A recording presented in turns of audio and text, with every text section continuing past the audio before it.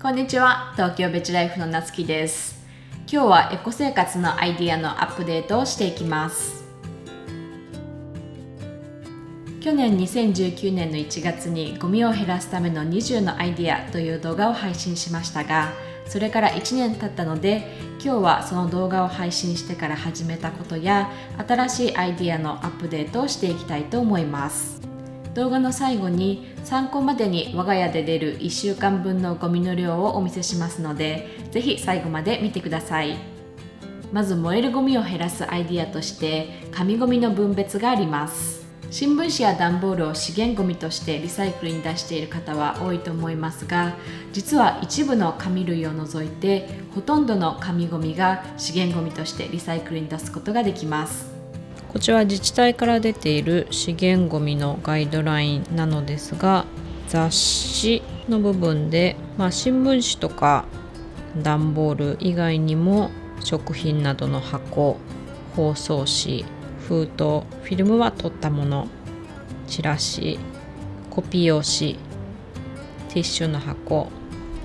ラップアルミホイルの箱、金属部分は取ったもの、そういったものがすべて資源ゴミとして出すことができます。こういった形でいろいろ紙ゴミがあるのですが、こういうふうにホチキスがついているものはまずホチキスを外していきます。こういう封筒などでフィルムがついているものもフィルムを取った状態にします。で、あとこういった細々した小さな紙類はこういう雑誌の間に挟んでもいいですし、こういった封筒の中に入れてまとめて出しても大丈夫です。で、紙ゴミがまとまったら紙袋ですね。持ち手の部分が紙であれば大丈夫ですが、もしプラスチックのものであれば持ち手の部分を外します。で、ここに紙を入れて資源ゴミとして出します。ただ資源ゴミとして回収できないものもあって、例えばレシートやコーティングされたものや防水加工がされたもの、あとは食べ物などの汚れがついたものも回収できないので、そういう食べ物がついた紙などは後ほどご紹介するコンポストに入れてリサイクルしています。ただし前回の動画でご説明した4つの R を思い出していただくと、1つ目がレフュース、断ること、2つ目がレデュース、減らすこと、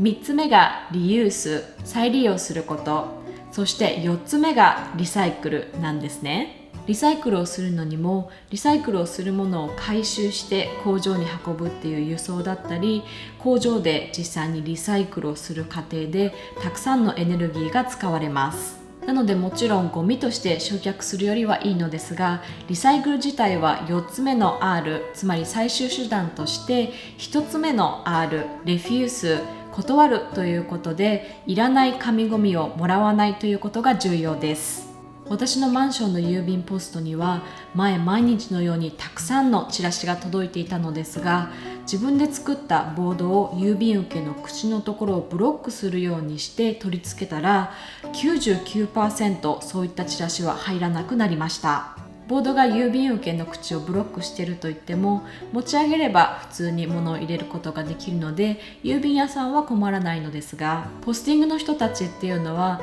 流れ作業でどんどんとチラシを郵便受けに入れていくので、そこでブロックされるだけでかなりの抑止力があると思うんですね。私のボードはちょっとかなりダサい感じなんですけど、何かおしゃれにかっこいい感じで作って試していただければと思います。そして我が家の燃えるゴミの大半を占めていた生ゴミを減らすために、私はコンポストを行っています。コンポストとは生ゴミを堆肥や土に変えることなんですけれども、私は去年の2月からミミズを使ったミミズコンポストというものをやっています。ミミズコンポストについては去年何回か動画にしていますので、ご興味のある方はそちらをご覧いただきたいのですが、ミミズ自体は生き物なので、やはり全ての生ゴミを入れられるっていうわけではなくて、中には例えば柑橘類であったりとか、匂いの強い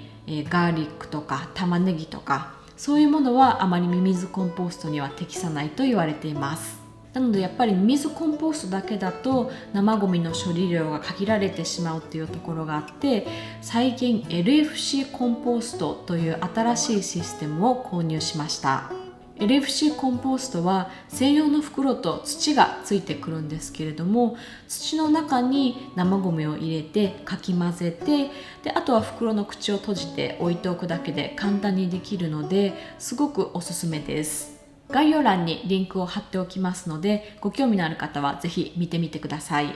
私はミミズコンポスト1箱とその LFC コンポスト2袋で、我が家で出る生ゴミはほとんど処理できています。なので燃えるゴミっていうのは結構減らせているんですけれども、プラスチックゴミはなかなか減らすのが正直大変だなと思っています。その理由っていうのは、日本で普通に売られている野菜っていうのがほとんどがプラスチックの袋に包まれているんですね。ただその中で袋ではなくてプラスチックの容器を減らすことは結構できるのではないかと思っていて、例えば野菜でそういったプラスチック容器に必ず入っているものといえばスプラウトはお家で簡単に育てることができて、しかもとても経済的なんですね。またいちごのパックなどの果物の梱包に使われているパックやスポンジなどをスプラウト栽培にリユース再利用することもできます。あとはプラスチック容器は出来合いの食べ物、お惣菜が入って売っていることが多いんですけれども、最近は外出食生活で外食というとテイクアウトになってしまうので、私はテイクアウトを頼みに行くときは自分の容器、タッパーなどをなるべく持参していくようにしています。前回の動画でご紹介したゴミを減らす20のアイディアと今回ご紹介したアイディアを合わせて、燃やすゴミ、プラスチックゴミっていうのを減らす努力をしている結果、我が家で出る1週間分のゴミの量っていうのはだいたいこれぐらいです。こちらが燃えるゴミで、主にレシートだったりとか、あとコーティングされていたり加工されている資源ゴミとしてリサイクルに出せない紙類になっています。でこちらがプラスチックゴミです。ほとんどが野菜が包装されていたプラスチックの袋で、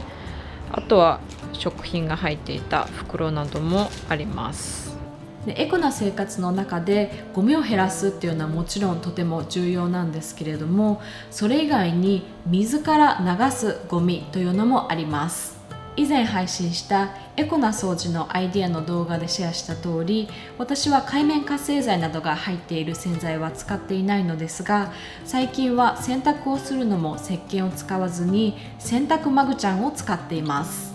洗濯マグちゃんはネットの中にマグネシウムが入っているもので、洗濯機の中に洗濯物と一緒に入れて普通に洗濯機を回すだけで洗濯物の汚れだとか匂いが取れてとても簡単です。1年くらい繰り返し使えてエコなだけではなくとても便利なので、ご興味のある方は概要欄のリンクからぜひご覧ください。あとは最後に、前にも動画でお話ししているんですけれども、私は3年くらい前から肌断食とお湯シャンなので、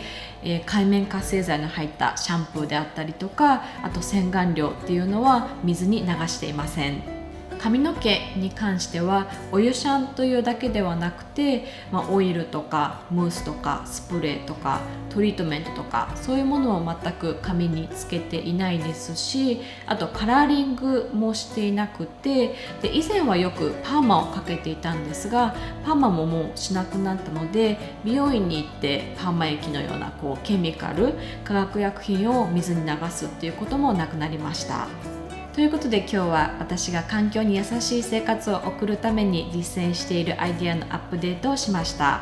前回の動画でご紹介したアイデアも含めて1つでも2つでも日々の生活に取り入れていただければ嬉しいです。